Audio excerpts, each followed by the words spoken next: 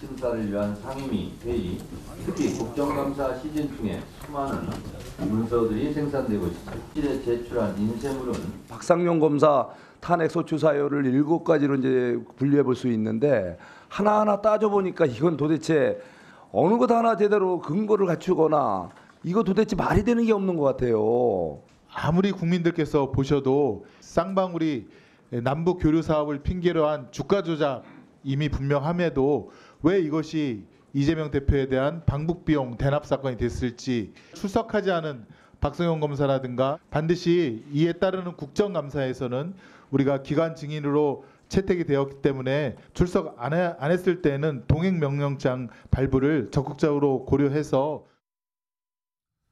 자, 이렇게 열렸는데 뭐 사실상 뭐 증인들 참석이 많지 않아 갖고 뭐 제대로 이루어지나 지금도 진행 중일 텐데요. 글쎄요. 야당 주도로 이제 법사위가 의결을 했는데 증인 참고인이 34명 정도가 처음에 목표였어요. 근데 이날 참석한 인사 중에 핵심은 이화영 전 경기부지사가 유일하다고 그러네요. 그러니까 사실상 혼자 참석해서 뭐 질의응답을 많이 한 건데 오늘 그 모습 좀 보겠습니다.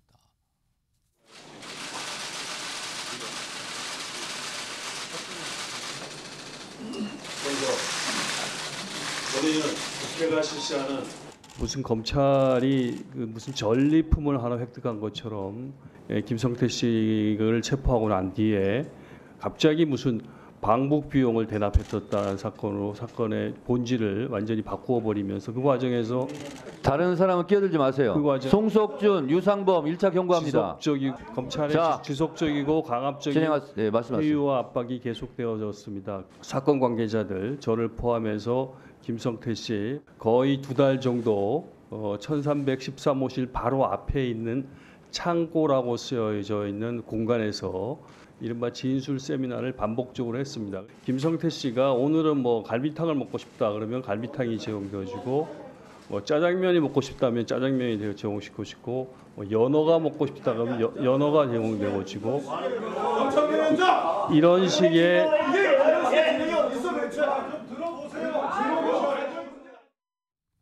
그러니까 사실상 뭐 증인 중에서는 이화영 전 부지사가 거의 핵심 중에서 유일하게 참석해서 오늘 얘기하는데 골장 그거예요. 본인이 회유를 당했다. 그 얘기를 뭐 여러 가지 얘기를 하면서 저렇게 계속 오늘 얘기를 했어요. 지금 이화영 전 부지사 수감 상태거든요. 화면 좀 보겠습니다. 쌍방울 불법 대급 송금 관련 뇌물수수 등 혐의로 좀 구속 수감됐어요. 그리고 최근 얼마 전에 1심이 나왔잖아요. 1심에서 징역 9년 6개월 선고받은 상태. 그리고 2심이 진행 중이거든요. 이 상태입니다. 박상수 대변인. 1심에서는 지금 오늘 뭐 회유 그 얘기를 꺼내는 거 회유를 받았다 뭐 그거잖아요 주장이. 근데 1심 재판부는 회유 의혹을 어떻게 판단했습니까? 그러니까 만약에 회유가 됐다면은 뭐 위수증이나 이렇게 해서 무죄를 받았겠죠. 그러니까 1심 재판부에서는 그 회유에 대해서 전혀 받아들이지 않았습니다. 그러니까 아까 전현희 의원이 이야기하는 그 법적 정치적 대응이라는 게 이런 것 때문에 의심스러운 거예요. 재판부에서 분명히 받아들여지지 않았으면 항소심에서 다투면 되는 거거든요. 예. 근데 국회에서 탄핵 청문회를 열어서 수사검사를 탄핵한다 그러면서 이거를 정치적으로 여기에 와가지고 또 얘기를 하게 만드는 거죠. 법정이 아니라 국회에서. 근데 저는 저는 진짜 이해가 안 되는 게 이게 만약에 변호사도 같이 있는 것 같은데 변호사들이 이게 변론 전략으로 생각한다면 항소심 변론 전략으로 별로 그렇게 좋은 전략이지가 않거든요. 그러니까 지금 보면은 정말 그 민주당 측의 야당 쪽의 이 변론 전략은 신기하다. 너무 신기합니다. 근데 정치적으로 생각하면 이게 정치적으로 소위 말하는 그 민주당의 강성 지지층들에게 이러한 인상을 주는 거죠. 그러한 인상을 주는 효과를 거두려고 하는 것인가 싶은 생각이 드는데 법정에서는 이러한 부분들이 별로 크게 도움이 안 될 것이다 라는 거를 좀 반복적으로 말씀을 드리겠습니다.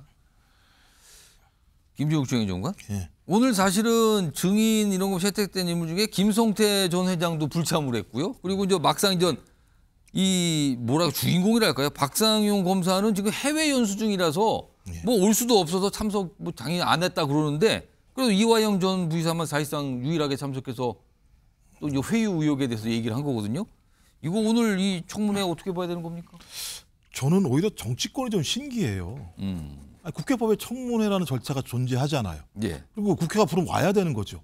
그러니까 안 왔었고 요양만 왔으니까 문제가 있는 것처럼 얘기되는 게 좀 더 큰 문제라고 생각하는 거고 국회를 무시하는 거예요. 이런 절차들은. 그리고 탄핵을 왜 하느냐. 헌법 12조에 있습니다. 그러니까 탄핵을 왜 합니까? 헌법과 법률을 위반하면이에요. 헌법 12조에 형사상 자기에게 불리한 진술을 강요당하지 아니한다. 이 내용이 뭡니까? 자기 집 불리한 진술을 강요당했다는 내용들을 본인이 얘기하고 있는 거잖아요. 근데 이 정황이 이미 1심에서는 그래 변론 판결이 나왔습니다만 작년 7월 달에 이화영 전 지사와 변호인 간의 얘기가 된 내용 녹취가 나왔으니까 7월 달 이전에 이 벌어진 내용들을 보면 예를 들면 김성태 씨가 내 말대로 이화영 씨가 말을 하지 않으면 당신에게 불리한 진술을 할 거야 라는 얘기를 했다라고 이화영 전 지사가 얘기를 하고 있고 또 하나는 이화영 주변인들 자기 사무장 그다음에 자기 딸 자기랑 알고 있는 기업인들에게 계속 수사하고 이런 내용들이 나오고 있잖아요. 예. 전 그렇다면 지금이라도 그것이 사실이라면 중대한 헌법 위반이고 인권을 위반한 행위이기 때문에 여든 야든 청문회를 열어서 진실을 밝히자고 하는 것이 상식적인 건데 오히려 이걸 정쟁으로 보는 것 자체가 저건 오히려 더 문제가 있다고 생각을 합니다. 지금 이 청문회 아마 지금도 진행 중일 걸로 보여요. 뭐 어떤 얘기가 나오는지 아마 속보가 계속 중요한 내용이 나오면 나올 걸로 보입니다. 좀 기다려 보고요.